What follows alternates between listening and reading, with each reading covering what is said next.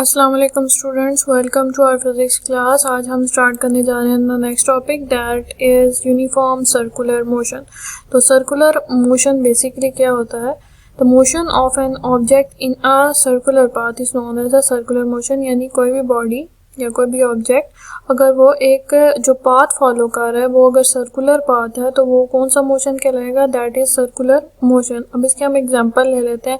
Daily life में हम बहुत सारी ऐसी एग्जांपल्स लेते हैं जो कि मोशंस जो हैं वो ऑब्जेक्ट के वो सर्कुलर मोशन में हो रहे हैं। ठीक है, फॉर एग्जांपल अगर आप एक स्टोन ले लेते हैं यहाँ पर जिसको आपने थ्रेड के थ्रू टाई कर लिया, मतलब एक एंड पे आपने स्टोन को टाई किया, दूसरे एंड पे आपने अपनी फिंगर के साथ उसको अटैच कर लिया। अब आपने उसको मूव कराना है। ठीक है, जब आप उसको रोटेट करेंगे तो वो एक पाथ फॉलो करेगा।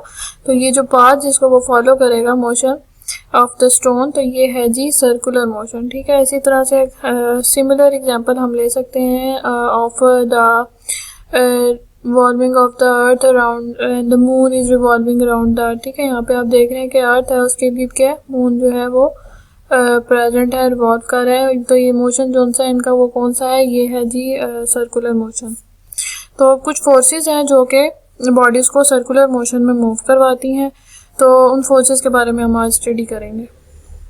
So what is a centripetal force? सबसे पहले हम पढ़ेंगे अबाउट द सेंट्रीपिटल फोर्स जो कि सर्कुलर मोशन से रिलेटेड है। तो centripetal force is basically a force that keeps a body to move in a circle.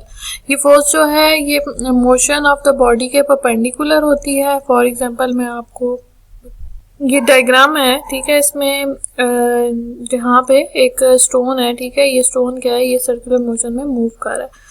तो बेसिकली एक जो बॉडी होती है उसके अंदर एक टेंडेंसी होती है कि वो एक स्ट्रेट पाथ पे मूव करे, लेकिन अब ये अटैच्ड है टू द सेंटर। तो ये जो पुलिंग फोर्स है ये जो पुलिंग फोर्स है जो इसको इनवर्ड पुल कर रही है, ठीक है, इसका वेलोसिटी की डायरेक्शन क्या है? ये हमारे पास एक स्ट्रेट मोशन में है, लेकिन यहाँ पे एक पुलिंग फोर्स है जो इसको सेंटर की तरफ पुल कर रही है। तो ये जो पुलिंग फोर्स है ये बेसिकली क्या है? सेंट्रीपिटल फोर्स है जो कि परपेंडिकुलर है टुवर्ड्स द वेलोसिटी। ठीक है, तो ये वेलोसिटी के परपेंडिकुलर होगी। तो ये क्या कर रही है? It is continuously pulling that body towards inward. ठीक है, जिसकी वजह से जो हमारे पास बॉडी है वो क्या फॉलो करेगी? एक सर्कुलर मोशन जो है, सर्कुलर पाथ है वो फॉलो करेगी। इसको हम फर्दर डिस्क्राइब करेंगे। फॉर एग्जांपल व्हेन जहाँ पे फिगर है दैट इज 3.27 ये, तो यहाँ पे एक स्टोन है जिसको फिंगर के साथ हमने अटैच किया था। ठीक है, उसको हम क्या फॉलो करवा रहे थे? एक सर्कुलर पाथ में वो मूव कर रहा है। तो जब हम इसको कॉन्टिन्यूसली रोटेट करेंगे, ठीक है, जो नेसेसरी जो पुलिंग फोर्स है वो जब तक उसको प्रोवाइड हो रही है स्टोन को, तो वो कॉन्टिन्यूसली मूव करेगा इन अ सर्कुलर पाथ। लेकिन ये क्या है? ये डिपेंड कर रहा है the tension on the string, यानी कि जितनी टेंशन स्ट्रिंग में प्रोड्यूस होगी तो तब तक ही उसको एक पुलिंग फोर्स मिलती रहेगी, तो वो उस सर्कुलर पाथ में मूव करता रहेगा। लेकिन जब वो लेवल टेंशन का डिस्टर्ब हो जाएगा तो क्या होगा? जो हमारे पास स्टोन है वो थ्रेड जो है, मतलब पुलिंग फोर्स एक्सीड कर रही है, तो वो क्या होगा कि हमारे पास जो स्टोन है या जो थ्रेड है वो टूट जाएगा। टेंशन इन द स्ट्रिंग अगर ख़त्म हो जाएगी तो स्टोन क्या करेगा? वो मूव करेगा। लेकिन इन केस अब ये किस तरह से जाएगा सर्कुलर पाथ के? तो ये सर्कुलर पाथ के टेंजेंट में जाएगा। ठीक है, तो ये हमें ये बता रहा है कि जो सेंट्रीपिटल फोर्स है वो बेसिकली क्या है? वो परपेंडिकुलर है टुवर्ड्स द वेलोसिटी। सही हो गया। The tension in the string provide the necessary centripetal force keep the stone to remain in a circle. If the string is not strong enough to provide the necessary tension, it breaks and the stones move away along a tangent to the circle. सही हो गया। अब इसमें same हम एक और example ले लेते हैं। The moon that revolve around the earth. तो जो एक मून है वो अर्थ के इर्द गिर्द रिवॉल्व कर रहा है, किस वजह से? In a circular path due to the gravitational force. तो मून के और अर्थ के बीच में कौन सी फोर्स है? ग्रेविटेशनल फोर्स है, जो क्या है? एक पुलिंग फोर्स है। तो वो क्या कर रही है? That is a centripetal force. ठीक है, the earth provides the necessary centripetal force. तो वो जो सेंट्रीपिटल फोर्स और वो जो पुलिंग फोर्स प्रोवाइड कर रहा है वो कौन कर रही है? वो अर्थ प्रोवाइड कर रही है। ठीक है, जिसकी वजह से मून जो है वो in a circular path circular motion revolve कर रहा है. Let a body of the mass M moves with uniform speed v in a circle of the radius r. The acceleration ac produced by the centripetal force is given by. तो हमारे पास जो centripetal acceleration आ जाएगी वो क्या आ जाएगी, ac is equal to v का square divided by r. ये है हमारे पास सेंट्रीपिटल एक्सेलरेशन. अब यहाँ से हम क्या ड्राइव करेंगे, यहाँ से हम ड्राइव करेंगे that is the centripetal force. तो according to the Newton second law of motion हमारे पास फोर्स किसके इक्वल होती है, product of the mass and acceleration. तो यहाँ पे हम लेंगे Fc is equal by to MAC, यानी C is representing the centripetal force and centripetal acceleration. अब से यहाँ पे हमने जो सेंट्रीपिटल एक्सेलरेशन ड्राइव की थी उसको हम पुट करेंगे. उसकी वैल्यू क्या है हमारे पास, v का स्क्वायर डिवाइडेड बाय r. तो ये हमारे पास Fc क्या आ जाता है, is equal to mv square divided by r. So this value is r centripetal force.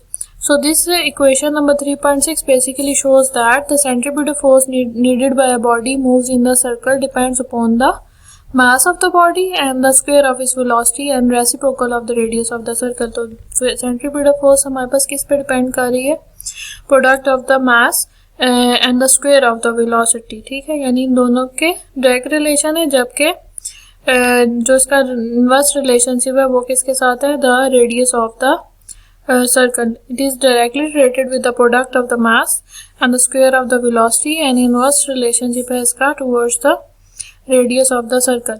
ठीक है, तो एक बॉडी जो है उसको सर्कुलर पाथ में मूव करने के लिए क्या चीज़ें रिक्वायर्ड हैं, its mass, velocity, square and the radius of the circle.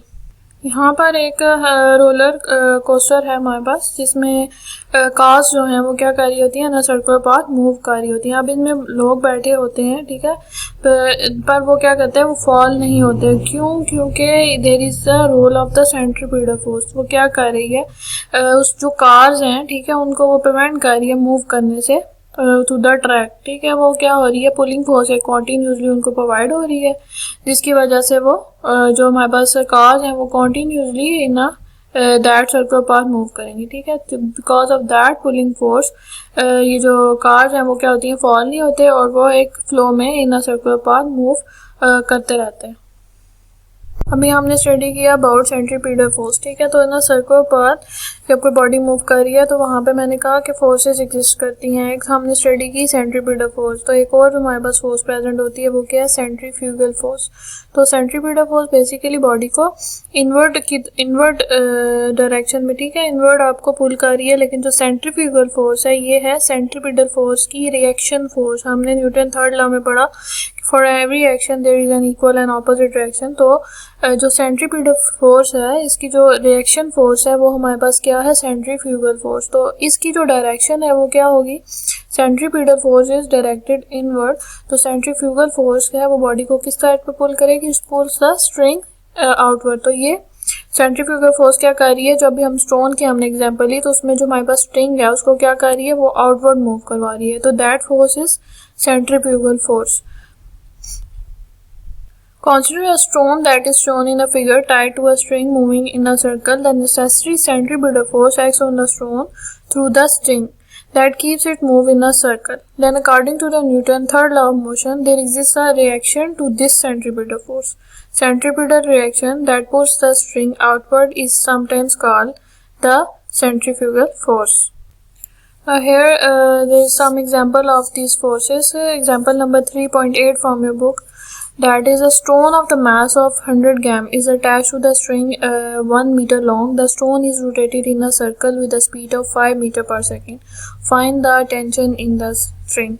तो यहाँ पर एक स्टोन की बात हो रही है जिसको स्ट्रिंग से अटैच किया गया, ठीक है, उसको सर्कुलर पाथ में मूव कराया जा रहा है. इट मीन्स फाइंड हमने करनी है इसमें टेंशन इन द स्ट्रिंग. और हमारे पास गिवन है मास ऑफ द स्टोन और speed through which it is moving.